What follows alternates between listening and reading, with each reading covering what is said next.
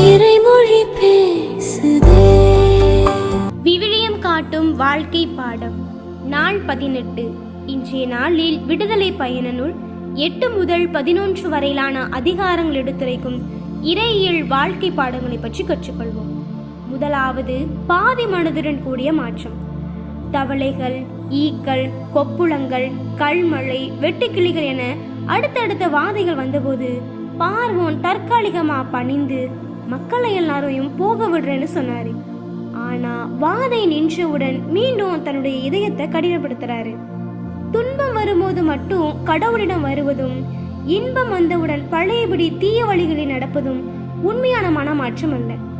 பயத்தினால வரக்கூடிய மாற்றமும் தற்காலிகமானதுதான். அன்பினால் வரக்கூடிய மாற்றமே நிலையானது என்பதை தான் இந்த அதிகாரம் நமக்கு கற்றுத் தருகின்றது. இரண்டாவது, ஒளியும் இருளும். எகிப்து முழுவதும் 3 நாட்கள் காரிருள் சூழ்ந்திருந்தது.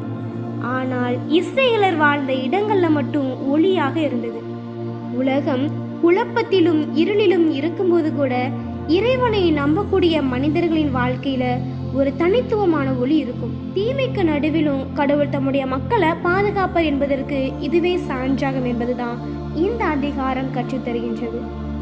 மூன்றாவது, பிடிவாதத்தின் விலை. கடவுள் பல வாய்ப்புகளை கொடுத்திருந்தோ பார்வோன் பணியாததனால எகிப்தின் தழைப்பிள்ளைகள் அனைவரும் இறப்பார்கள் என்ற இறுதிவாதை அறிவிக்கப்பட்டது.